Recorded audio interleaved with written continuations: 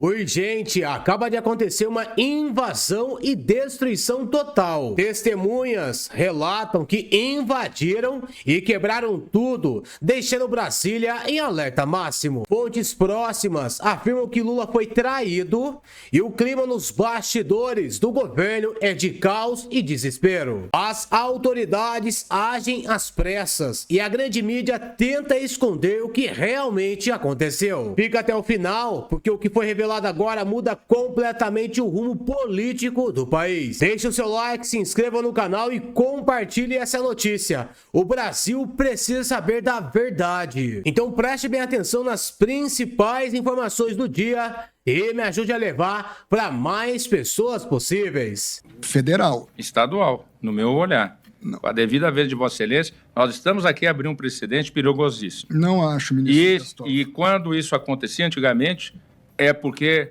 muitas vezes, no passado, essa corte foi conivente. O ministro Gilmar Mendes sabe muito bem que houve conivência dessa Suprema Corte no passado. Eu não dou entrevista. Excelência não dá entrevista. Mas há uma cultura, nós temos que reconhecer. Essa cultura, ela é ilegal e inconstitucional e hoje é contra também uma tese. Até porque quando houve essa proposição de ação, não tinha a tese da 940. Assim como não tinha a tese do juiz de garantias, que hoje tem. O próprio STF decidiu para aplicar a tese do 940 nesse caso, com a devida vênia. Com a devida vênia, essa decisão transitou em julgado. Não, mandou baixar para ver se a corte de origem tinha adequação ou não. Acabei de ler o trecho aqui. Sim, aí eu li o trecho do acórdão, que depois foi tirado de novo. Eu li o trecho do acórdão que disse que não se enquadrava no 940 porque, não, na verdade, o Supremo disse que não podia fazer revolvimento de matéria fática. Eu li o voto. E mandou, eu voto, também li, ministro. Que foi unânime. Respeita a posição de Vossa Excelência. Eu respeito, mas a sua Vossa Excelência está deturpando o meu voto com a devida vênia. Não, não estou. Não estou.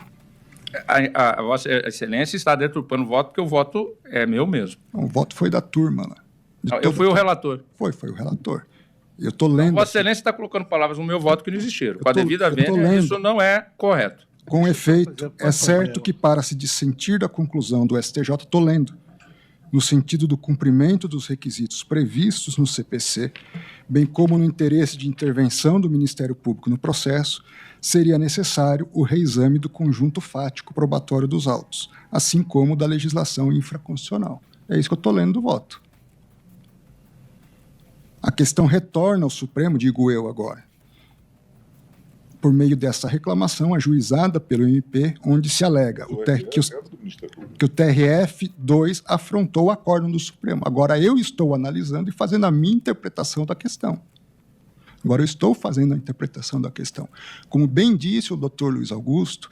Vossa Excelência interpreta o meu voto, eu interpreto o seu. Pode interpretar. E já disse o que eu acho. Tá bom. Vossa Excelência está um pouco exaltado por causa desse caso, sem necessidade. Sem necessidade. Com todo o respeito... Fico exaltado com covardia. Desculpa, ministro Dias Toffoli. Eu encerro aqui, senhor presidente. Eu acompanho a divergência do ministro Luiz Edson Fachin. Senhor presidente, só queria fazer uma observação. Organizações criminosas não atuam única e exclusivamente em um estado. Estão em vários estados da federação. Posto isso, alguns outros avanços. Líderes de organizações criminosas que praticarem esses novos tipos penais previstos vão cumprir pena direto no sistema penal federal, onde ele não vai ter acesso à visita íntima, os seus dependentes não terão direito ao auxílio-reclusão e todas as comunicações desses líderes dessas organizações criminosas serão monitoradas, gravadas, inclusive com seus advogados. Busca-se, nesse contexto, desarticular as principais lideranças do crime organizado no Brasil e daí a sua articulação quando presos. Outro ponto importantíssimo desse novo tipo penal, regime de cumprimento de pena da lei de crimes hediondos, que hoje, são os crimes mais graves, cumpre-se 40% no regime fechado, nós estamos aumentando para no mínimo 70% do cumprimento de pena no regime fechado, podendo chegar a 85% do cumprimento de pena se ele for líder, reincidente ou se ocasionar morte ou for realizado contra criança, idoso, membros e profissionais de segurança pública ou pessoa com deficiência. Todos esses avanços postos, eles já estão previstos no tipo penal.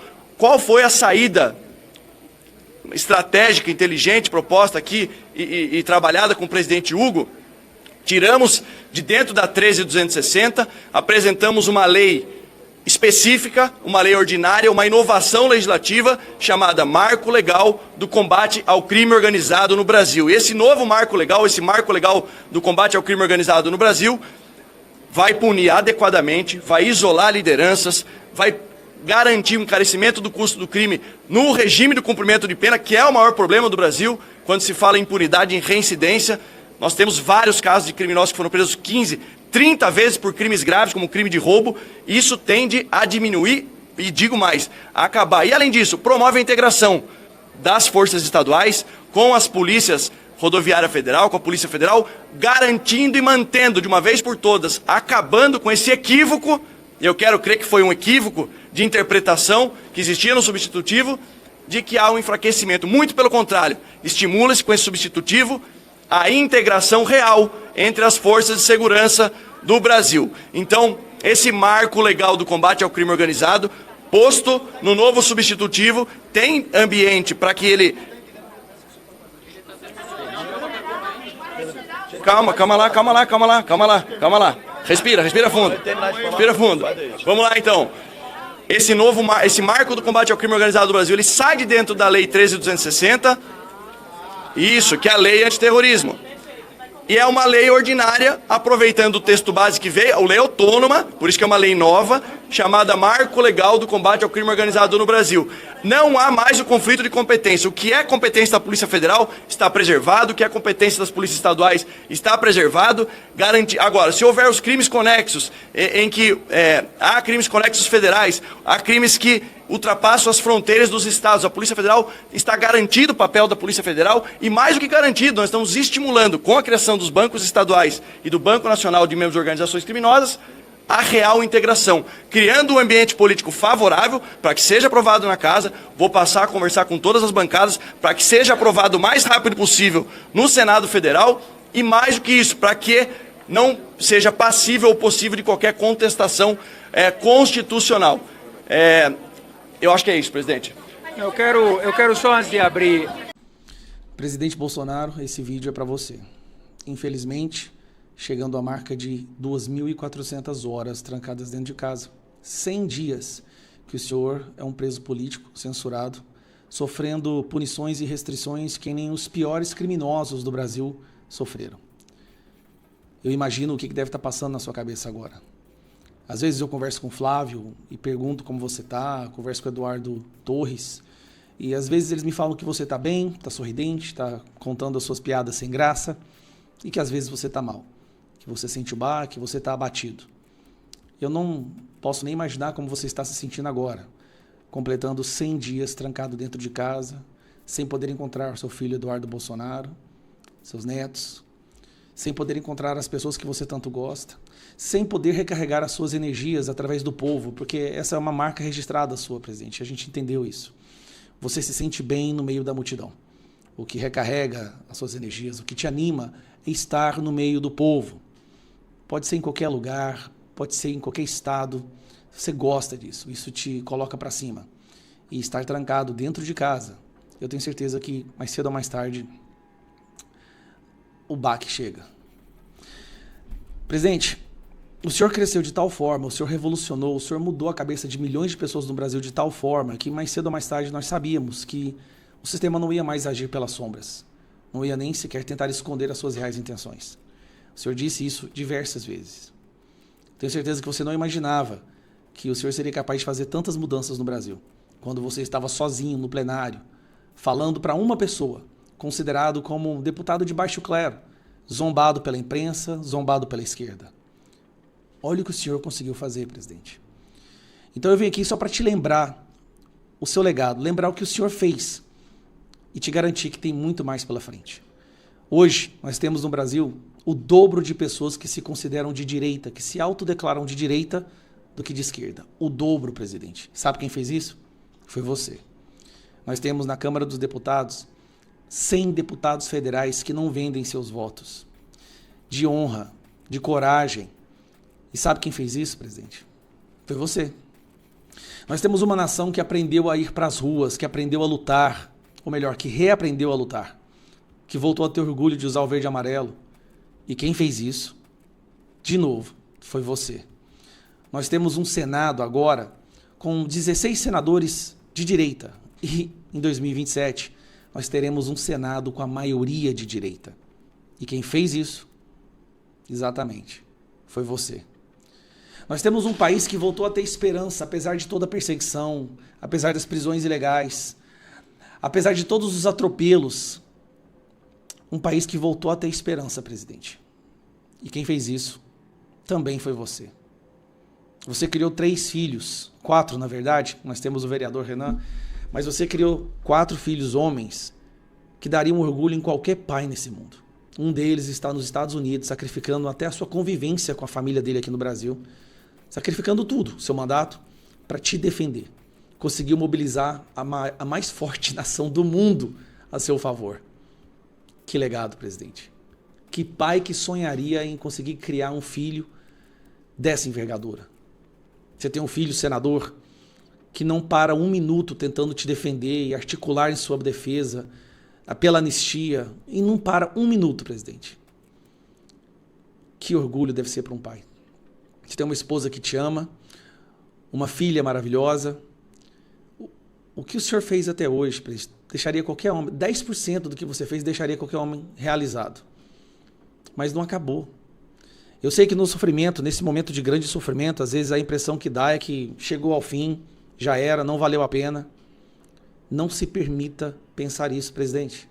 Não acabou. O senhor ainda vai abraçar o Eduardo Bolsonaro. O senhor ainda vai abraçar os seus netos, a sua neta. O senhor ainda vai viajar o Brasil sendo erguido, abraçado por todas as pessoas que você encontrar. Mas esse momento de sofrimento a gente tem que passar por ele. E com a cabeça erguida. Eu não posso, obviamente, comparar os meus piores momentos da minha vida com o que o senhor está passando agora. Eu só sei que foi graças a esses piores momentos que eu me fortaleci. Que eu engrossei o couro, que eu me tornei possível de chegar onde eu estou hoje. E eu só cheguei onde eu cheguei hoje porque eu me inspirei em você. Assim como outras dezenas de políticos, centenas de políticos no Brasil. Talvez milhares e milhões de brasileiros também. Pessoas comuns que hoje não desistem, que militam, que vão para as ruas, que brigam nas redes sociais, que conversam sobre política. Política passou a ser o assunto mais debatido no Brasil. E também quem fez isso foi você, presidente. Então eu sei que há momentos de grande sofrimento. Eu tenho certeza que há momentos que o senhor pensa que não valeu a pena. Não se permita pensar isso. Valeu a pena. E um dia o Brasil vai ser livre. Um dia o Brasil vai ser decente. E nós vamos olhar para isso e lembrar que isso tudo aconteceu porque o Senhor nos inspirou. Continua nos inspirando. E o Senhor vai sair dessa prisão. O Senhor vai sair de tudo isso e tudo que fizeram contra você. Os responsáveis irão pagar. Irão pagar na justiça, irão pagar aqui ou na outra vida. Não se permita ficar triste, presidente. Que dia que você ia imaginar, quando você era um vereador, quando você era um deputado de baixo clero, que dia que você poderia sequer cogitar a possibilidade de um dia você mobilizar uma nação inteira?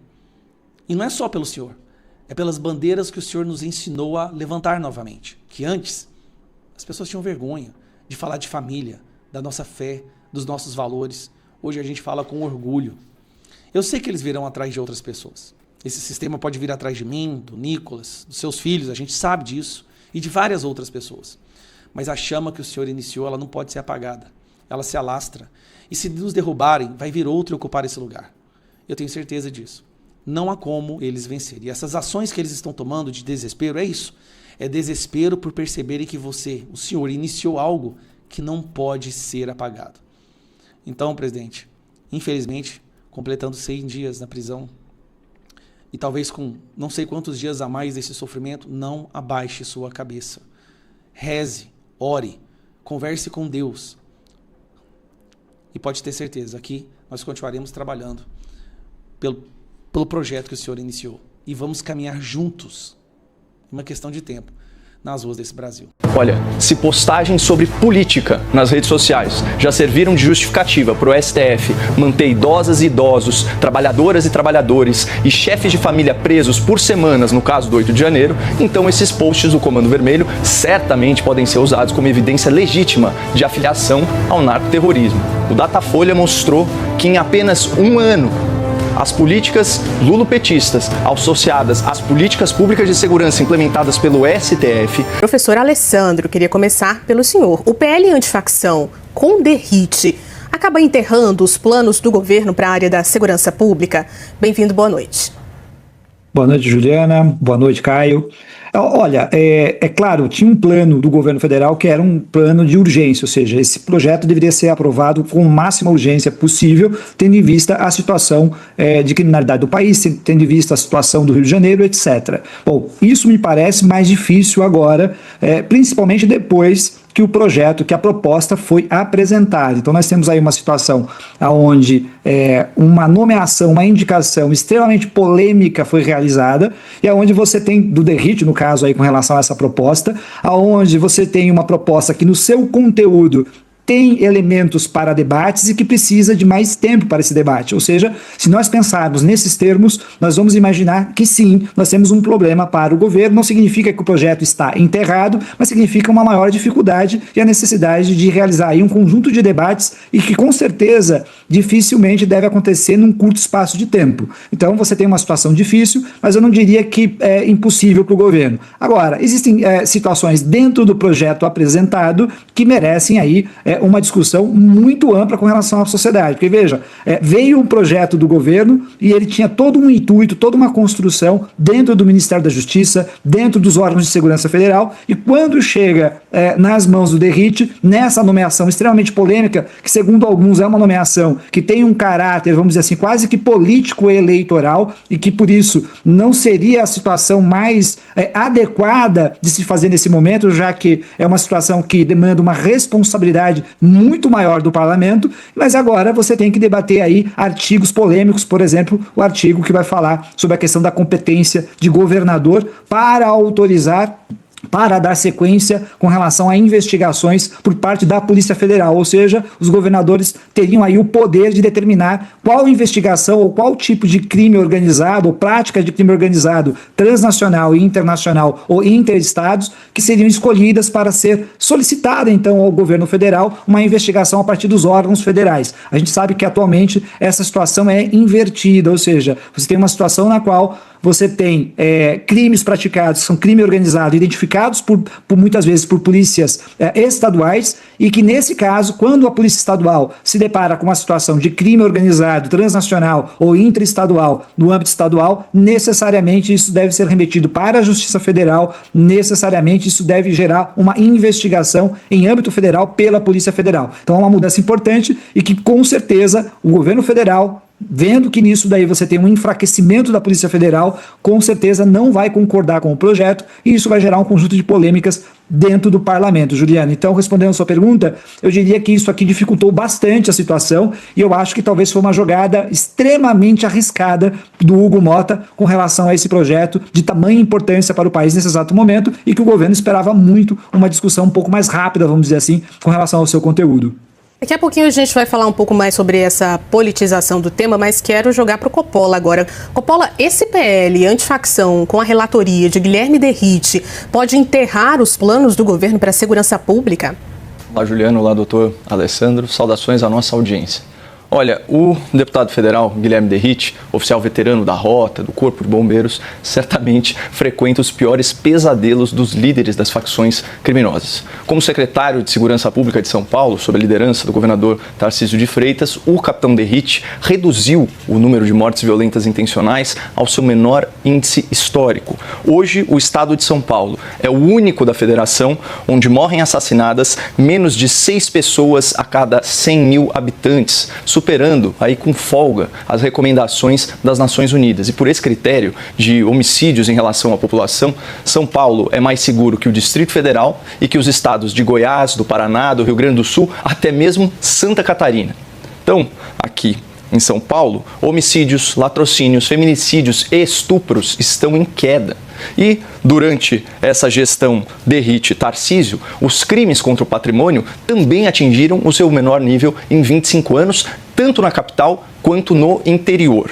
Nos primeiros trimestres aqui, na verdade, nos primeiros 8 meses de 2025, os roubos sozinhos caíram 15%. E mais, junto ao Ministério Público de São Paulo, as autoridades do governo paulista deflagraram aquela bem-sucedida Operação Carbono Oculto, com foco em fraudes, em crimes financeiros praticados por pessoas e organizações ligadas ao narcoterrorismo. Uma iniciativa aí que desarticulou grandes esquemas de lavagem de dinheiro e adulteração de combustíveis. Em síntese, o Derrite tem se mostrado um grande adversário do crime e, portanto, é natural que o Congresso busque a sua experiência e busque o seu conhecimento técnico para combater as facções. O problema é que, do outro lado, nós temos o governo petista, presidido pelo senhor Lula, que há menos de um mês afirmou que traficantes são vítimas dos usuários de droga. O Lula não teve sequer a dignidade de se solidarizar com os familiares dos policiais assassinados na Operação Contenção no Complexo do Alemão, no Rio. Por outro lado, vejam só essa manchete do site Metrópolis, semana passada. Governo Lula discute assistência financeira a familiares de mortos no Rio de Janeiro. Ministra dos Direitos Humanos é a favor de prestar apoio às famílias. Um detalhe. Segundo a nota oficial da Polícia Civil do Rio de Janeiro, emitida também na semana passada, mais de 95% dos mortos identificados tinham ligação comprovada com o Comando Vermelho. E dos 17 mortos que não tinham histórico criminal, aspas, 12 apresentaram indícios de participação no tráfico em suas redes sociais.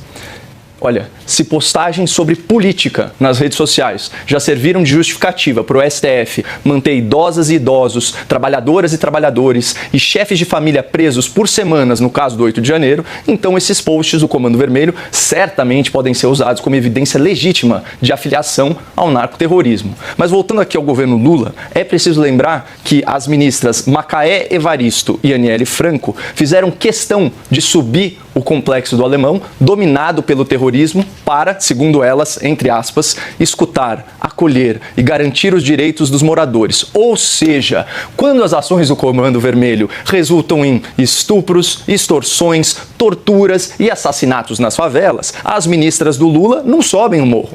Mas quando 95% dos mortos em uma operação policial são faccionados, aí sim a comunidade pode contar com toda a solidariedade da esquerda brasileira. Portanto, gente, fica claro que a visão do governo Lula é a de que os criminosos são vítimas da sociedade, ao passo que a visão do governo Tarcísio e, por extensão, do ex-secretário Derrite é a visão oposta. A sociedade é que é vítima dos criminosos. É por isso que o Lula ficou tão incomodado com a escolha do agora deputado Derrite como relator desse PL antifacção. Acontece que, há menos de um ano da eleição, o Congresso tende a se alinhar mais com a opinião pública. E segundo pesquisa aqui Atlas Intel, repercutida pela CNN, 8 em cada 10 moradores de comunidades pelo Brasil e 9 em cada 10 moradores de favelas do Rio de Janeiro aprovam a ação da polícia no Rio. Portanto, os planos do PT de ser complacente com o crime foram enterrados pelo próprio povo. Professor Alessandro, mais uma pergunta ao mesmo tempo. A política contaminou essa discussão importante no Brasil sobre combate às organizações criminosas? Juliana, acho que a gente pode começar até com um passo atrás, dizer, essa é uma discussão política, ninguém nega isso, ou seja, é uma questão de política pública, é uma questão de construção de sociedade que a gente quer, é uma questão também de avaliação das políticas públicas que foram aplicadas ao longo do tempo, ou seja, a questão ela é política. Talvez o grande problema é quando as partes que estão no debate, aqueles que se colocam, no caso, muito claramente isso está posto no projeto do Derrite, no relatório, elas se colocam de maneira muito ideologizada. Por que isso? Porque isso gera um problema gigantesco no diálogo institucional e no diálogo para a aprovação desse projeto. Então, você tem sim, eu diria que nesse caso, uma contaminação. Essa contaminação, eu costumo chamar de contaminação populista, ou seja, as pessoas pegam as pesquisas, os indícios gerais, como a população de maneira geral. Nesse primeiro momento, quando a gente teve esses ataques, né, quando você teve esse conflito no Rio de Janeiro, quando a gente teve essas mortes, etc., houve uma onda, vamos dizer assim, de uma vertente que eu chamo de conservadora,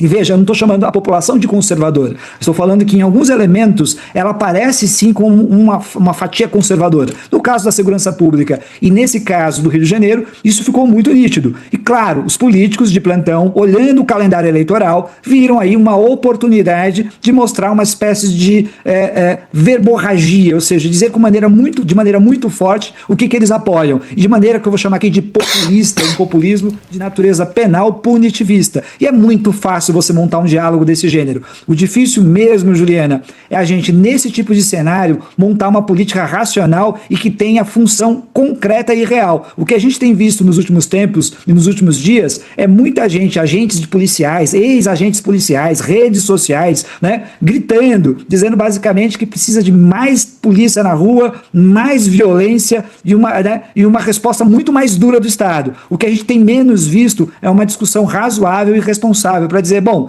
qual é a política que nós tivemos nos últimos anos? Qual foi o resultado dessa política pública? E o que nós queremos para o futuro? Porque veja, que um sujeito saiba como atuar em campo, a gente sabe que ele sabe, um soldado sabe fazer. Agora, planejar política pública é outra coisa, Juliana. Concorda, Coppola? A política contaminou essa discussão combate às organizações criminosas? A política está na raiz dessa discussão.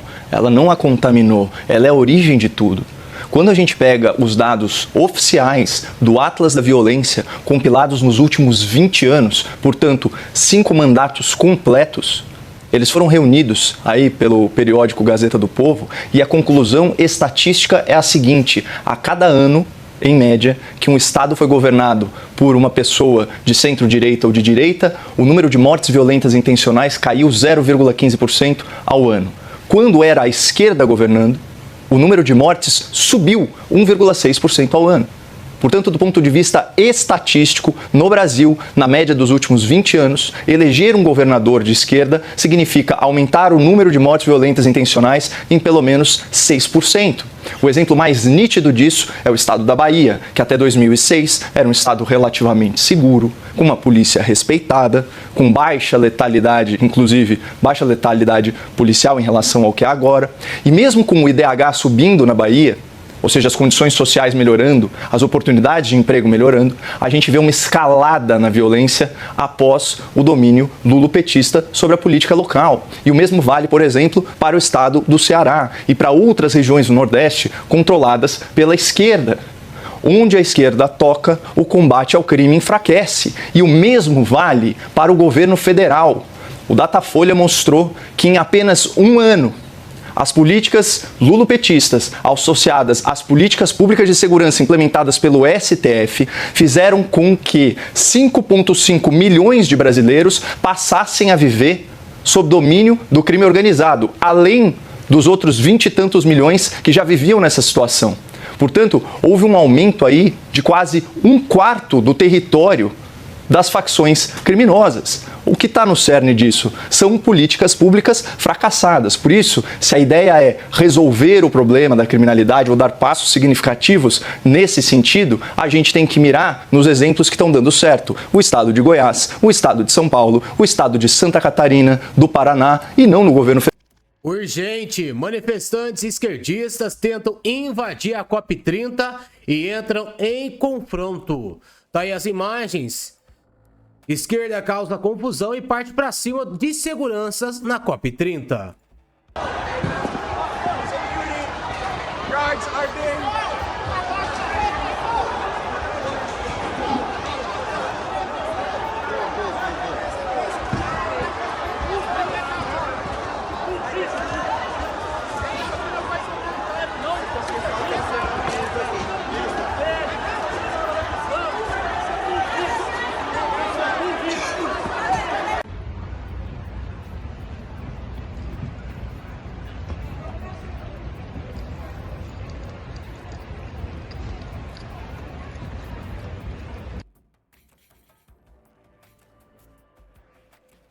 Segundo informações, o segurança teve que ser levado às pressas para o hospital e continua aqui. A manifestação acabou em confronto agora há pouco na COP30. O segurança foi atendido às pressas após a confusão.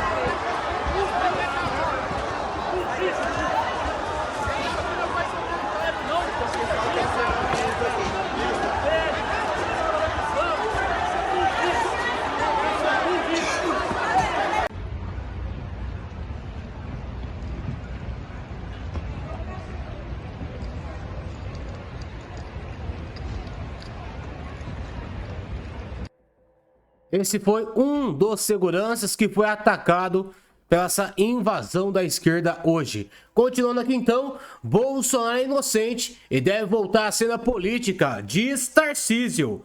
A oeste, o governador de São Paulo lamentou a condenação do ex-presidente. O governador de São Paulo, Tarcísio de Freitas, do Republicanos, defendeu o retorno do ex-presidente Jair Bolsonaro ao cenário político. O governador disse ao Oeste que lamenta o processo contra seu aliado.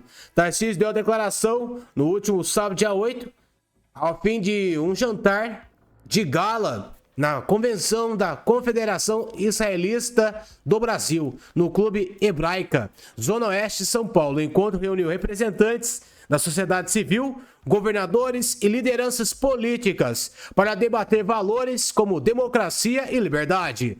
Ao ser indagado sobre a decisão do STF que manteve a condenação de Bolsonaro e quase 30 anos de cadeia, em virtude da suposta trama golpista, o chefe do Executivo paulista disse que o processo tem diversos problemas. Lamentamos tudo o que temos visto ao longo desse processo, disse Tarcísio. Acho que o processo tem diversos problemas. Tenho a esperança de que, um dia, vamos conseguir mostrar a realidade. Bolsonaro é inocente. Vamos trazê-lo de volta à cena, de volta à liberdade. Acho que ele merece isso. Acredito sempre que a justiça prevalece.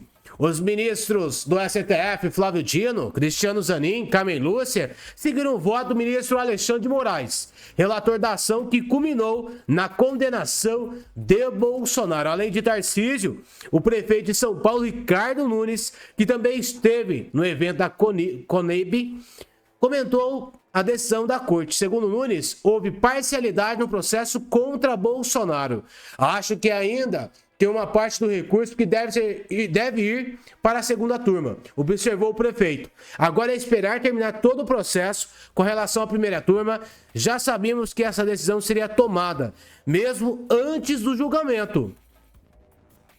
Outra informação que está repercutindo nesse exato momento, Alexandre de Moraes voltando atrás e autorizando, então, Nicolas a visitar Bolsonaro. Após 3 meses, Moraes finalmente autoriza Nicolas a visitar Jair Messias Bolsonaro. Após segurar o pedido por quase 3 meses, o ministro Alexandre de Moraes autorizou Nicolas a visitar Bolsonaro na próxima semana.